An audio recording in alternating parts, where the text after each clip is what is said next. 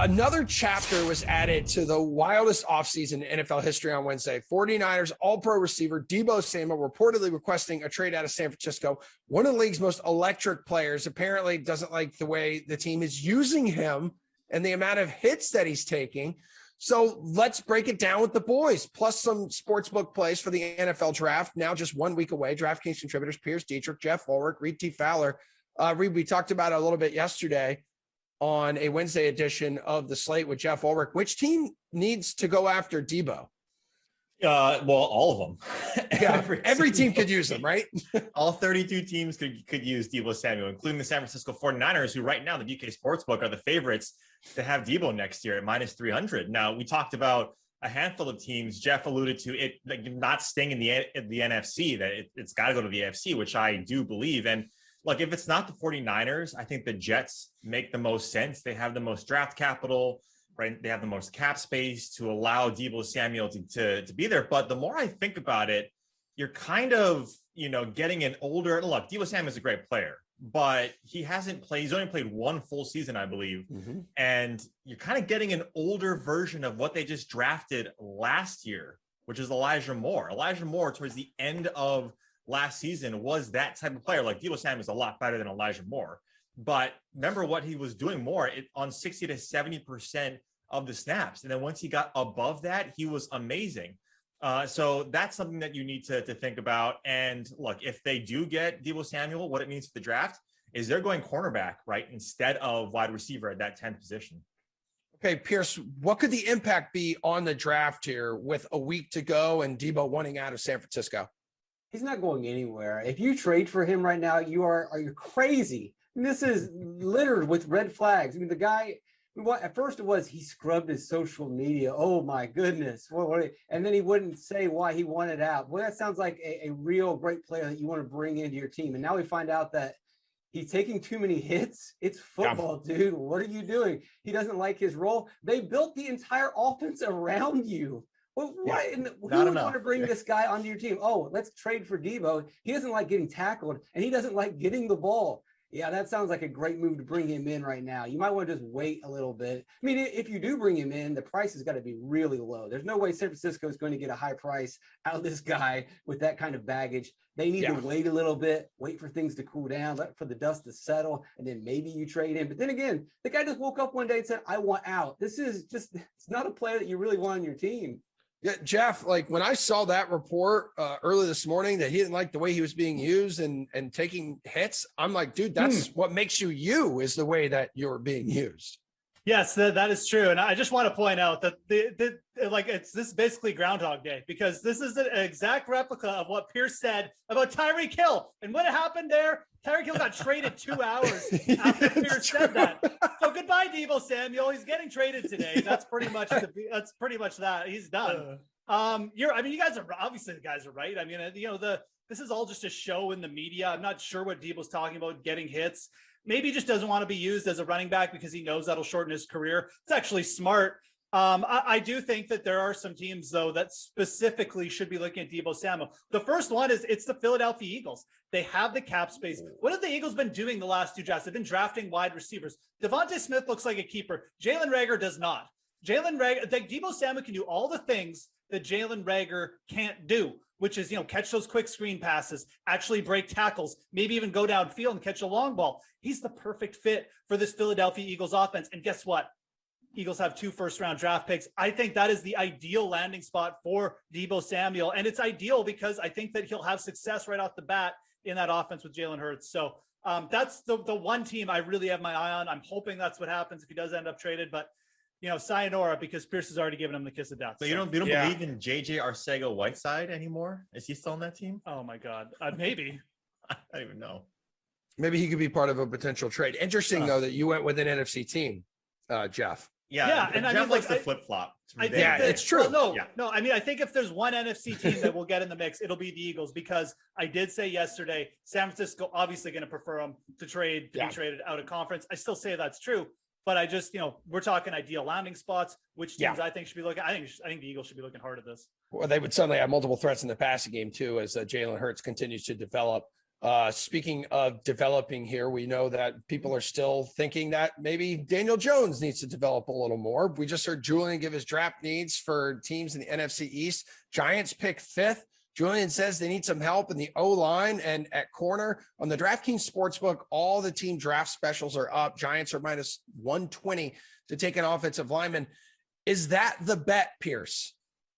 Yeah, that's always the bet. I'm always for drafting an offensive lineman, although they did just draft an offensive lineman in 2020. Didn't work out very well for them. But then again, what Giants draft pick really is working out? Kadarius Toney, that didn't really work out very well. Daniel Jones, that didn't really work out very well. I'd argue that Saquon Barkley hasn't really worked out very well either. And I'm sure people say, oh, well, they got injured. Well, they got injured. I don't know what to tell you. Those draft picks are not working out. But maybe if they add another offensive lineman, maybe that'll improve Barkley. Maybe that'll improve Jones. Maybe that'll improve Kadarius Toney. And one last thing about these players waking up and deciding they want to be traded. This is a terrible precedent that in the NFL now you can just wake up and all of a sudden say, I want to be traded. And then 2 hours later, you're on a new team. I don't think that's going to be a good thing moving forward. How is it a terrible precedent? It's an amazing precedent for us. Time out. How long has the NFL been run by the owners? I mean, thank goodness there are players out there that are speaking out and saying, hey, we want out. They're the ones on the field. They're the ones getting hit. They're the ones putting their life on the line, like literally. So when the owners are getting away with highway robbery for these players, speak up. I'm always going to side with the players. Get your money. Speak up. I'm team owner. Oh my God, you would, because look at you. You dress like an owner every day on this show. Give me absolute chaos. Jeff, Pierce did mention like Daniel Jones hasn't worked out. So maybe you like a long shot here, plus 1,400 for the Giants to pick a quarterback as their first pick. I just don't think. I mean, look, it's the Giants, so they if there's any team that's going to get roped in and maybe just do something crazy, the Giants are definitely up there. They have the 2 picks inside the top 10. Maybe they get enamored with Malik Willis or Desmond Ridder or something like that. I just don't think it's a deep enough draft class for the Giants to give up on Daniel Jones here. I mean, I think if there was enough talent here, it would be fine to do that. But I think the more likely scenario is the Giants, they go in and they just say, we're doing everything we can to protect Daniel Jones. And they take at least one O lineman there. And, Evan Neal, not O'Neal. I just added the O for my own personal benefit. Evan Neal is definitely going to be someone they have an eye on there if he drops. The Giants could also be a landing spot for Kayvon Thibodeau if he drops as well. I think edge is the other place, and rusher is the other place that the Giants will look to go on. I know the odds are big, but I'm not going to take that bet with the Giants looking at quarterback. I mean, Reid, with them having the 7th pick as well, how tough of a bet is this because they have 2 selections so close to each other? I don't think it's tough at all. I think, Pierce harkening back to the 1920s football offensive line, toe kicking field goals by quarterbacks with the upright stands in the middle of the touch, like the TV zone. I guess that's what we're going to, but he's right.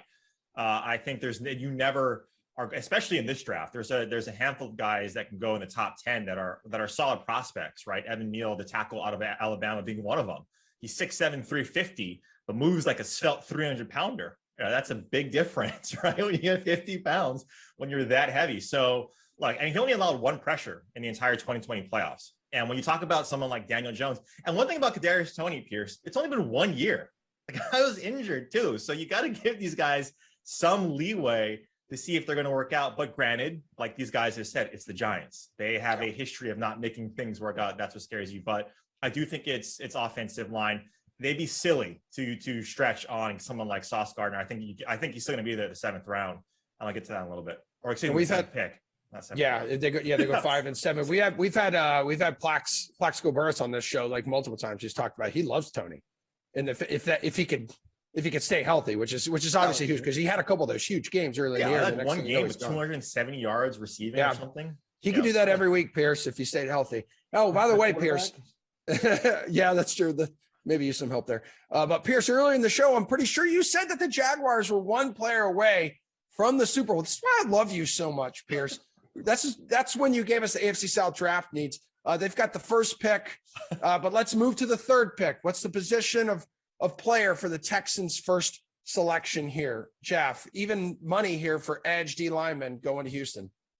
Yeah, and I think, again, we're looking at this on the DraftKings Sportsbook. You're also getting plus 175 to take an O-lineman. I like that bet a little bit better. I think Houston is a team that could go they're very much like the Giants. They could go in multiple directions Maybe not, but I think the Giants more heavily likely going to go O-lineman just because of where they are in the draft. But at 3, like, you look at Walker, Hutchinson, those are the unanimous kind of top 2 draft picks right now, especially in the betting odds. And then you've got 2 OTs right after them, O-lineman, excuse me. So, again, like, you just looking at that, there's a good likelihood that just like the top 2 edge rushers are going to be off the board. Maybe the Texans just say, okay, we're going to take a chance on Kayvon Thibodeau here. But I think that O-lineman at plus 175 with Neal, they're highly rated. I think that's a really good bet for the Houston Texans for the draft.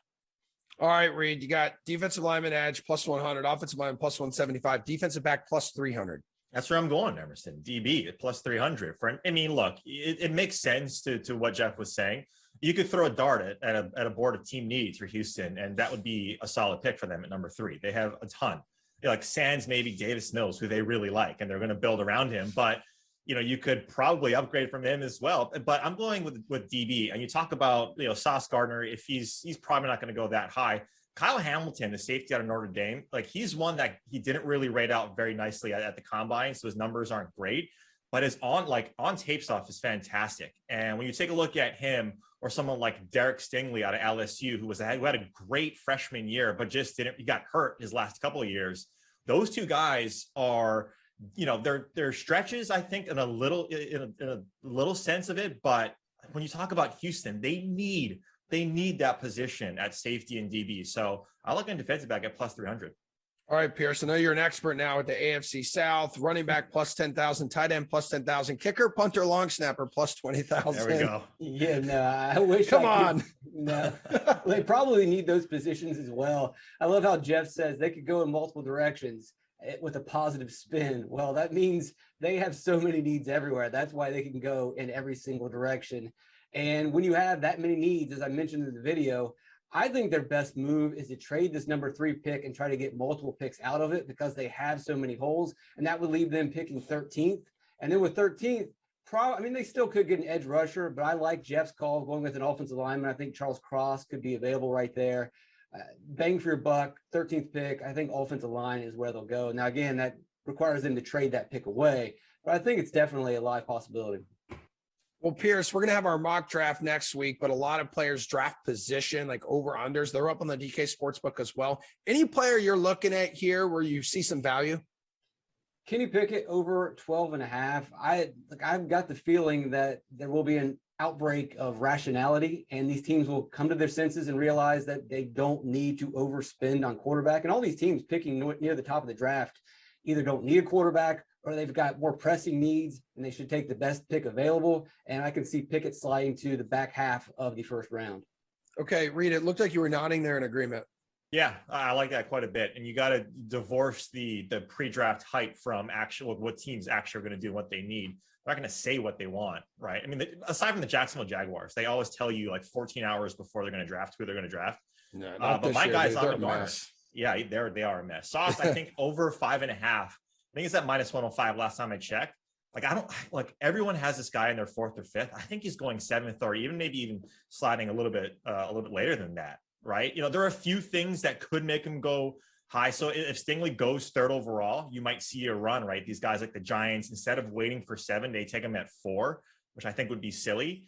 And if Bradbury stays on that team and he doesn't get traded in the next handful of days, then you're going to start to see these guys trying to manipulate the cap space and maybe not be able to pay someone like a Gardner. So I do think over 5.5 Gardner is a safe bet. All right, Geoff, I know producer Drew put in a note here about Jameson Williams. It certainly has the talent to go in the top 10. Had that injury, might scare some teams off him. Plus 125 to go 15th or later there. And some people have said, could he be the heir apparent to Tyreek Hill in Kansas City? Yeah, I mean, look, I think he's a good fade candidate as well. I'd go under that just from the simple fact of like teams don't need to take the risk. It's just such a deep wide receiver class. So I actually like the under on Williams.